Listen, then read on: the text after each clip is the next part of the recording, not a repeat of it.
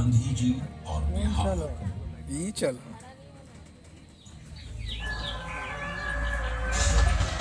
बिहार भारत के स्वर्णिम इतिहास की एक गौरवशाली भूमि है।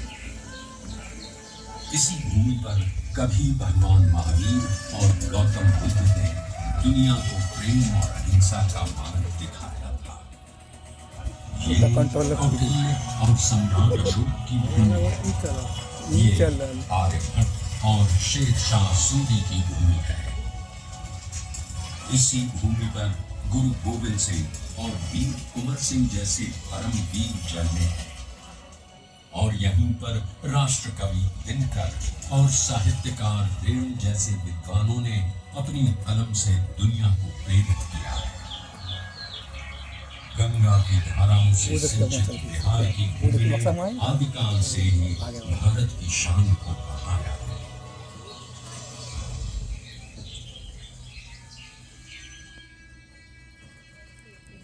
पर जिस बिहार ने सदियों तक नालंदा और विक्रमशिला जैसे विश्वविद्यालयों में ज्ञान और मेधा से पूरे विश्व को राह दिखाई थी, वो 20वीं सदी के आगमन तक खुद अंग्रेजों के अन्याय और दमन की जंजीरों में जकड़ा हुआ था। ये वो समय था जब अंग्रेजों ने भारत को पूरी तरह गुलाम बना लिया था।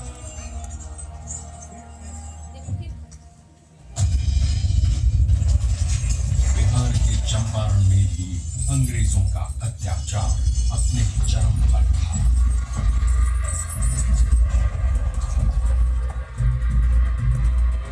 चंपारण की उपजाऊ भूमि अंग्रेजों के लालच के कारण जबरन नील उगाने को लाचार थी और धीमे धीमे बंजर हो गई थी।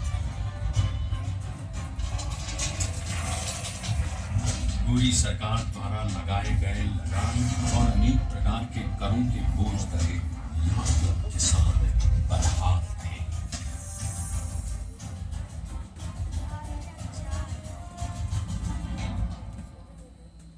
और जब पूरा चंपारण नाउम्मीदी के अंधकार में डूबा हुआ था, तब उस जमीन पर एक महान आत्मा का आगमन हुआ। पंडित रामकुमार शुक्ल के बारंबार आग्रह पर चंपारण आए गांधी जी को उस समय इस बात का बिल्कुल भी अंदाजा नहीं था कि बिहार से उनकी ये भेंट उनके जीवन की सबसे महत्वपूर्ण घटना बन जाएगी। अंग्रेजों द्वारा किए जा रहे अन्याय और दमन से उत्पीड़ित किसानों को देख पहली बार भारत की अवदशा से अवगत होकर उन्होंने चंपारण में कहा, मुझे नीलहे किसानों में सत्य दिखा। भारत भूमि पर यह पहली बार था जब अन्याय और बर्बरता का जवाब सत्य और अहिंसा से दिया गया। उनके नेतृत्व और सिद्धांत से प्रेरित होकर बिहार के सर्वश्री ब्रजकिशोर प्रसाद, अनुग्रह नारायण सिंह, डॉक्टर राजेंद्र कंट्रोल खाली फेल ना हो, मजहरुल हक, राम नवमी प्रसाद, बाबू धर्मीधर प्रसाद आदि जैसे नेतागण भी इस आंदोलन में कूद पड़े।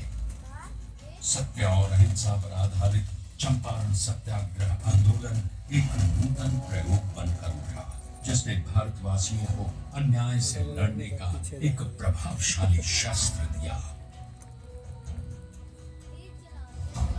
चंपारण सत्याग्रह के 30 वर्षों बाद लाखों सेनानियों के बलिदान और गांधी जी के नेतृत्व में हुए कई अहिंसक आंदोलनों के कारण भारत स्वतंत्र हुआ।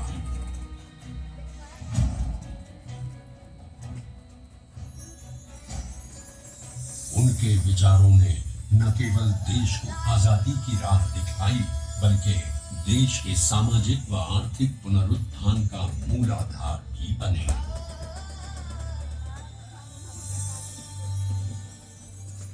गांधी जी और उनके चिरंतन विचार आज भी बिहार के सामाजिक ताने बाने एवं शासन की धुरी है।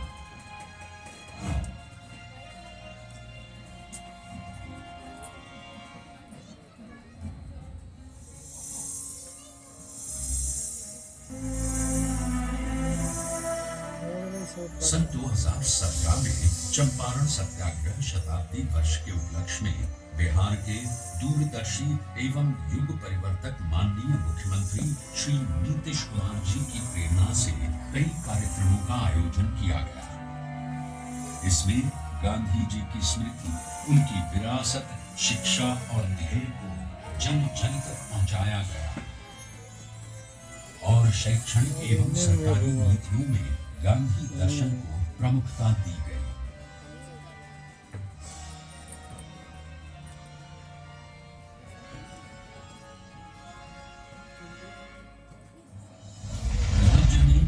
नशाबंदी, जल जीवन हरियाली, बाल विवाह एवं दहेज प्रथा पर रोक, महिलाओं की शिक्षा, रोजगार, सरकारी नौकरियों एवं स्थानीय स्वशासन में महिलाओं की बढ़ती भागीदारी आदि गांधी जी के सिद्धांतों के प्रति बिहार के समर्पण के कारण ही संभव हो सके। गांधी जी ने कहा, शराब आदमियों से न सिर्फ उसका पैसा छीन लेती है बल्कि उसकी बुद्धि भी हर लेती। और एक बात और गांधी जी ने कहा, शराब पीने वाला इंसान हैवान हो जाता। गांव में पी करके आता था, अपनी कमाई का ज्यादा पैसा शराब में गंवा देता था, घर में लौटता था, पत्नी से झगड़ा करता था।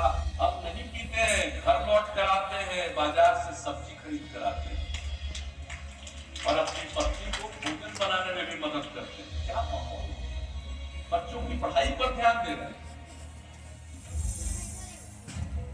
श्री नीतीश कुमार जी के कुशल नेतृत्व में पूरे राज्य में उनसे जुड़ी यादों को संजोए रखने का बहुमूल्य कार्य भी किया गया।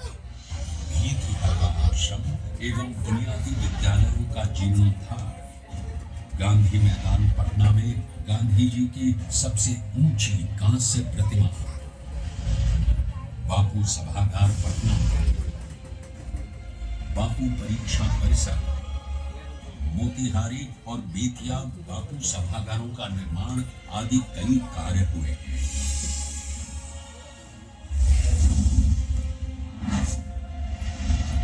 बापू टावर के निर्माण में माननीय मुख्यमंत्री श्री नीतीश कुमार का निर्देश था कि इसे बापू के आदर्शों की ही तरह ऊंचा बनाया जाना चाहिए। अपनी 3 आयताकार एवं 5 रैंप दीर्घाओं के साथ ये अभूतपूर्व बापू टावर आपका स्वागत करता है। ये आपको गांधी जी के जीवन की ऐसी यात्रा पर ले जाएगा जो आपके मन में बापू की एक अमिट छाप छोड़ देगा। लोगों ने तय किया कि हम सब लोग गांधी जी के विचारों को लोगों तक अवगत कराएंगे। 10 से 15% भी नई पीढ़ी के बच्चे बच्चियों के मन में अगर गांधी जी के विचारों का आकर्षण पैदा हो गया